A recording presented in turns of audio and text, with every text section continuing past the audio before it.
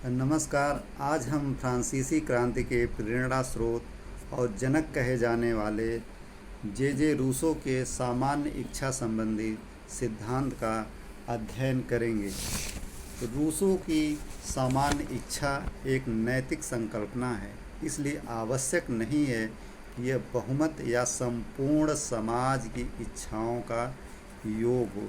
इसलिए यह कहा जाता है कि सामान्य इच्छा सामान्य हित की सामान्य चेतना है।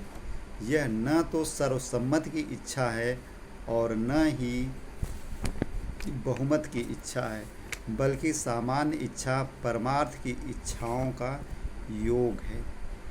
रूसो के शब्दों में सामाजिक संविदा में ही यह बात निहित है कि जो कोई भी सामान्य इच्छा का आज्ञा पालन करने से इनकार करता है, उसे संपूर्ण समाज द्वारा ऐसा करने के लिए विवश किया जाएगा।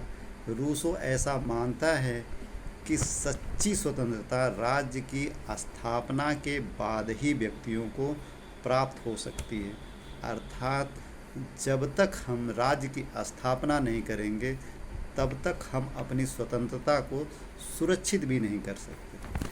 उसके अनुसार यदि कोई व्यक्ति स्वार्थ की इच्छा की भावना से वशीभूत होकर कोई कार्य करता है, तो उसे स्वतंत्र नहीं बल्कि परतंत्र माना जाएगा। इसीलिए रूसो कहता है कि व्यक्तियों को स्वतंत्र होने के लिए बाध्य किया जाएगा।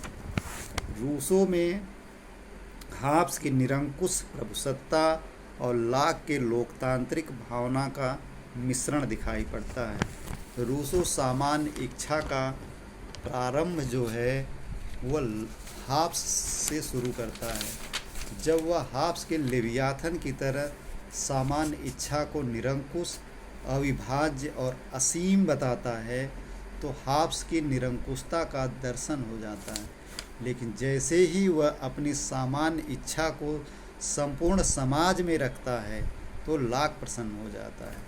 अर्थात इसीलिए यह माना जाता है कि रूसो की सामान्य इच्छा हाब्स के लेवियाथन से अधिक निरंकुश और लाक के लोकतंत्र से अधिक लोकतांत्रिक है। अतः रूसो ऐसा वर्णन करके सर्वाधिकारवाद और लोकतंत्र दोनों का ही समर्थक बन जाता है। रूसो की सामान्य इच्छा के बारे में वाहन ने कहा है कि यह हाब्स का लेवियाथन है जिसका सर कटा हुआ है। रूसो ने सरकार को न्याय रक्षक मंडल अथवा राजा कहकर पुकारा है। रूसो की सामान्य इच्छा पर टिप्पणी करते हुए हाबहाउस ने कहा है कि रूसो की सामान्य इच्छा जब तक सामान्य रहती है, तब तक वह इच्छा नहीं होती, और जब वह इच्छा होती है, तब वह सामान्य नहीं रह जाती।